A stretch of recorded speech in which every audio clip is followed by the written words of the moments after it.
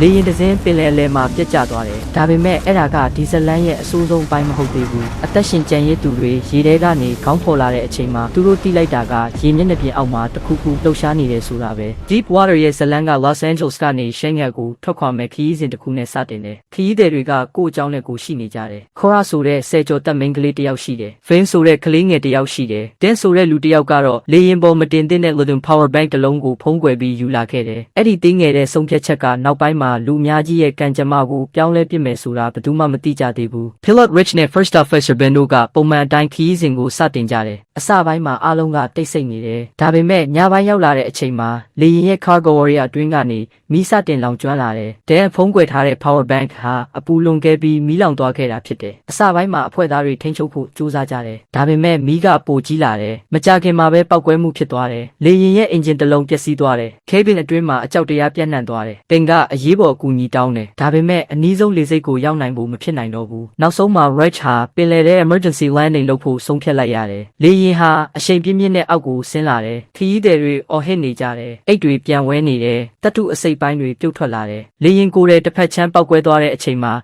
ခရီးသည်တချို့ဟာရုတ်တရက်အပြင်ကိုဆွဲထုတ်ခံလိုက်ရတယ်။အခြေအနေကစက္ကန့်ပိုင်းအတွင်းထိမမရတော့ဘူး။နောက်ဆုံးမှာလေရင်ဟာပင်လယ်မျက်နှာပြင်ကိုထိခိုက်သွားတယ်။ကြီးမားတဲ့အရှိန်နဲ့လှည့်ပတ်ပြီးအပိုင်းပိုင်းကွဲထွက်သွားတယ်။ရေကအတွင်းကိုအလင်းအမြန်ဝင်လာတယ်။အရာအလုံးမှောက်မိုက်သွားတယ်။အသက်ရှင်သူအနှဲငယ်သာကြံရစ်ခဲ့တယ်။လေရင်အပိုင်း၃ပိုင်းအဖြစ်ကွဲသွားတယ်။ရှေ့ပိုင်းမှာ Ben Rich Penny နဲ့ Cora ရှိနေတယ်။အလယ်ပိုင်းမှာတခြားခရီးသည်တွေစုပြုံနေကြတယ်။နောက်ပိုင်းမှာတော့ Fine အပါဝင်လူတချို့ပိတ်မိနေကြတယ်။ရေတွေတဖြည်းဖြည်းမြင့်တက်လာနေတယ်။အသက်ရှင်ဖို့အချိန်ကနည်းလာနေပြီ။ Rich က cockpit ထဲမှာပိတ်မိနေတယ်။ဖန်သားပြင်တွေအကွဲလာတယ်။သူ့အတွက်လွတ်မြောက်ဖို့မဖြစ်နိုင်တော့ဘူးဆိုတာသိသွားတယ်။ Ben နဲ့ Penny ကိုထွက်ပြေးဖို့ပြောလိုက်တယ်။ Ben ကနောက်ဆုံးအကြိမ်ကြည့်လိုက်ပြီး cockpit ကိုစွန့်ခွာသွားတယ်။အဲ့ဒီအချိန်မှာ Lily ဆိုတဲ့အမျိုးသမီးတစ်ယောက်ကရေထဲမှာမျောပါနေတယ်။သူမရဲ့ခြေထောက်မှာပြင်းထန်တဲ့ဒဏ်ရာတစ်ခုတွေ့လိုက်ရတယ်။အဲ့ဒီဒဏ်ရာကိုကြည့်ပြီးသူမကြောက်သွားတယ်။အဲ့ဒါဟာ shark တကောင်ရဲ့ကြိုက်ရာဖြစ်နေတယ်။ဒီအချိန်ကစပြီးအန်ရဲ့အသစ်စတင်လာခဲ့တယ်။ Ben နဲ့ Penny တို့ကကြံရစ်သူတွေကိုရှာဖို့ဆုံးဖြတ်ကြတယ်။သူတို့မှာ locator device ကိုရှာဖို့လဲလိုအပ်တယ်။အကူအညီရဖို့တခုတည်းသောမျှော်လင့်ချက်ဖြစ်နေခဲ့တယ်။ဒါပေမဲ့ရေထဲမှာလှုပ်ရှားနေတဲ့အရိပ်တွေကပိုများလာတယ်။ Shark တွေရောက်လာနေပြီ။ Lily ဟာအလဲပိုင်းပိုင်းစစီကူးခတ်လာတယ်။ဒါပေမဲ့သူမရဲ့သွေးကြောင့် predator တွေကိုဆွဲဆောင်မိသွားတယ်။အဲ့ဒီနောက်မှာတော့လူတွေကြားဖမ်းတဲ့ပိုကြီးလာတယ်။တယောက်ကိုတယောက်အပြစ်တင်ကြတယ်။ Ben ကအခြေအနေကိုထိန်းဖို့ကြိုးစားတယ်။သူတို့ life raft တွေကိုဖွင့်ကြတယ်။အကူအညီရောက်လာမယ်ဆိုတဲ့မျှော်လင့်ချက်နဲ့စောင့်ဆိုင်ဖို့ကြိုးစားကြတယ်။ဒါပေမဲ့ကန်ဆိုးတာက locator device ဟာရေထဲပြုတ်ကျသွားတယ်။သူတို့ရဲ့မျှော်လင့်ချက်တစ်ခုထပ်ဆုံးရှုံးသွားတယ်။တစ်ဖက်မှာ Final ပိတ်မိနေတဲ့လေရင်ပိုင်းမှာရေတွေတက်လာနေတယ်။ Matt Becky နဲ့ Zoe တို့ကအသက်ရှင်ဖို့နီးလန့်ရှာနေကြတယ်။ရေမျက်နှာပြင်စီရောက်ဖို့လိုတယ်။မဟုတ်ရင်အချိန်မရွေးနစ်မြုပ်သွားနိုင်တယ်။ Matt ကအပြင်ကိုထွက်ပြီးအကူအညီရှာဖို့ကြိုးစားတယ်။သူရေမျက်နှာပြင်ပေါ်ရောက်လာတယ်။ဒါပေမဲ့သူမြင်ရတာကပျက်စီးနေတဲ့အပိုင်းစားတွေနဲ့မျောပါနေတဲ့အလောင်းတွေသာဖြစ်တယ်။သူ့ပတ်ဝန်းကျင်မှာတေခြင်းတရားပဲကြံတော့တယ်။ Fine နဲ့ Zoe ကတော့နောက်ဆုံးမှာ life raft တစ်စင်းရှာတွေ့သွားတယ်။သူတို့လွတ်မြောက်တော့မယ်ထင်ခဲ့ကြတယ်။ဒါပေမဲ့ရုတ်တရက် shark တစ်ကောင်ပေါ်လာတယ်။ Zoe အပြင်းထန်ကြိုးစားပြီး Fine ကို raft ပေါ်တင်ပေးနိုင်ခဲ့တယ်။ဒါပေမဲ့သူမလည်းသတိလစ်သွားတယ်။ပင်လယ်အလယ်မှာ Fine ကတယောက်တည်းဖြစ်သွားတယ်။မှောင်မိုက်နေတဲ့ညအချိန်မှာ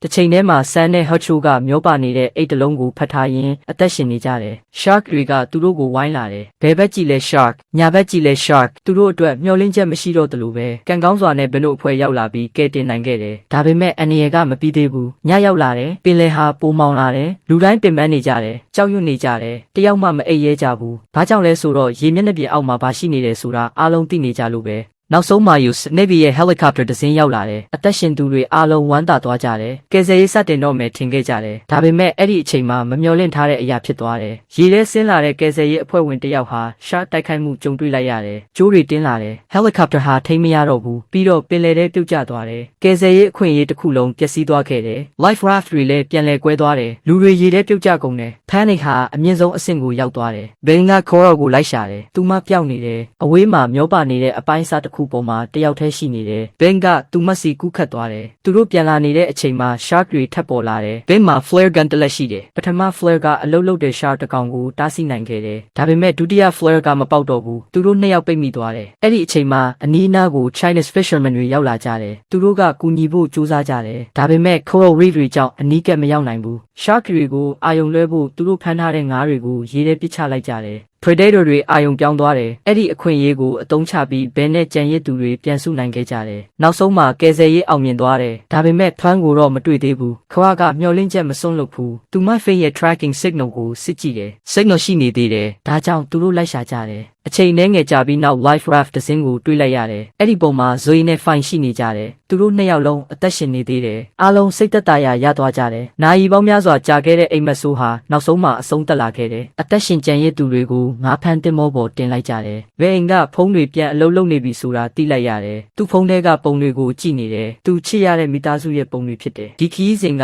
သူ့ကိုပြောင်းလဲသွားစေခဲ့တယ်။တေချင်းတရားနဲ့နီးကပ်ခဲ့ပြီးနောက်ဘဝရဲ့တန်ဖိုးကိုပြန်မြင်လာခဲ့တယ်။တင်မောကနေဝင်ချင်းစီတဖြည်းဖြည်းရွေ့လျားသွားတယ်။ကြံရစ်သူတွေတိတ်ဆိတ်စွာထိုင်နေကြတယ်။သူတို့အနိုင်ရခဲ့ပေမဲ့ဘယ်တော့မှမမေ့နိုင်မဲ့နေ့တစ်နေ့ကိုဖျက်ဆီးခဲ့ရပြီးသားဖြစ်တယ်။တချို့သောအန္တရာယ်တွေကပြတ်ကျတဲ့အချိန်မှမစတင်ဘူး။အသက်ရှင်ကြံရစ်တဲ့အချိန်မှစတင်တတ်တယ်။